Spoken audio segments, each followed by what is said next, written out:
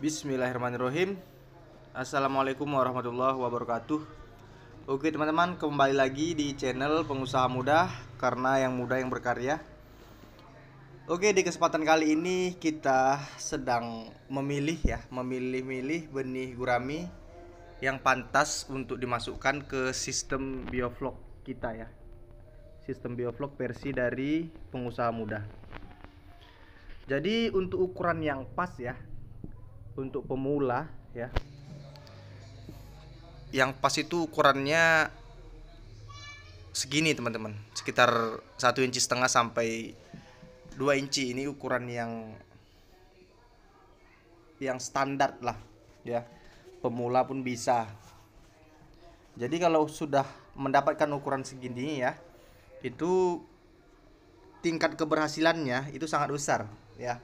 Tingkat keberhasilan sangat besar, tapi ya teman-teman, perlu teman-teman perhatikan juga sebelum memasukkan benih itu air yang kita siapkan untuk ikan itu memang benar-benar sudah kita aplikasikan ya. Memang benar-benar sudah kita aplikasikan. Misalkan ya, aplikasinya itu sudah kita berikan garam ya. Lalu yang pertama, sebenarnya aplikasi pertama itu kita diamkan dulu selama 2 kali 24 jam ya. Di aplikasi setelah air itu penuh di kolam kita diamkan 2 kali 24 jam. Lalu ketinggian airnya harus kita perhatikan ya. Sekitar tinggi 60 sampai 70 cm lah. Ya kalau untuk baru masuk benih itu jangan terlalu tinggi kali, jangan sampai 1 meter ya. Jadi itulah yang perlu diperhatikan ya. Yang pertama tadi saya bilang ya, setelah air penuh ya, lalu didiamkan 2 kali 24 jam sekitar 2 hari. Setelah itu baru bisa diaplikasikan, diberikan garam ya. Gunanya apa didiamkan selama 2 kali 24 jam? Itu agar zat-zat besi pada air itu dapat dapat turun ke dasar kolamnya. Dia dapat mengendap dulu. Jadi seperti itu. Setelah itu baru bisa kita berikan garam. Garam itu gunanya untuk netralkan air ya. Karena kan kuman-kuman atau bakteri-bakteri yang ada itu kita basmi dulu. Nah, setelah itu baru kita berikan probiotiknya. Probiotik itu untuk apa? Untuk menghidupkan sumber makanan pada air. Nah, jadi dia bisa menumbuhkan lumut ya. Jadi sumber makanan yang bisa dimakan oleh anakan ikan gurami tersebut. Lalu berikan sedikit molase. Molase itu untuk apa? Untuk sumber makanan dari bakteri tadi yang telah kita berikan dari probiotik.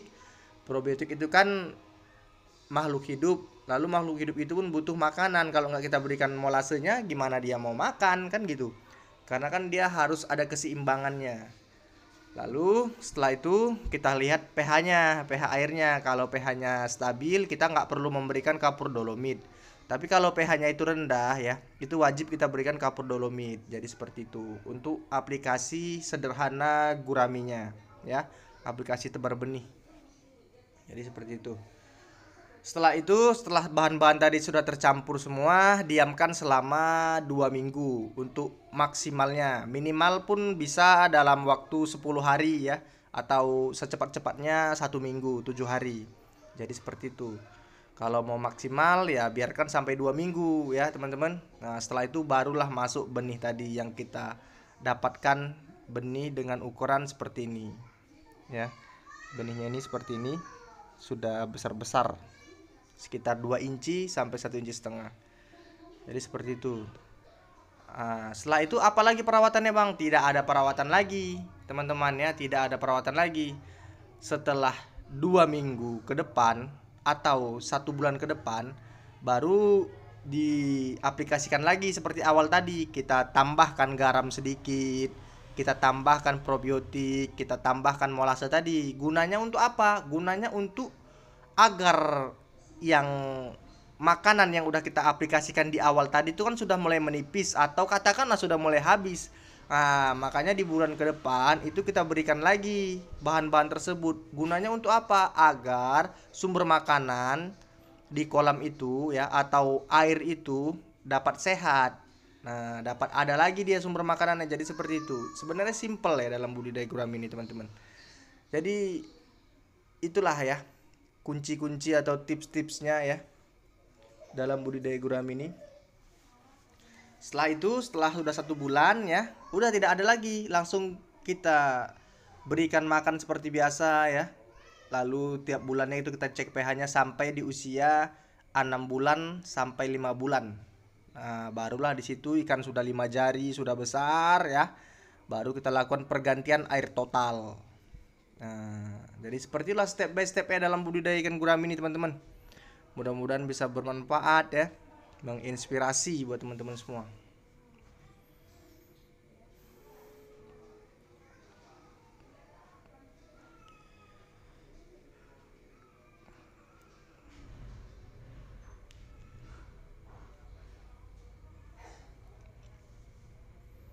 Sebenarnya budidaya gurami ini bisa dibilang gampang dan bisa dibilang sulit kalau untuk orang yang paham ya.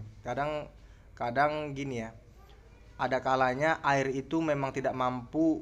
Sudah berapa kali saya ulangi ya seperti ini karena saya ini menjaga agar ikan teman-teman itu dapat sehat terus.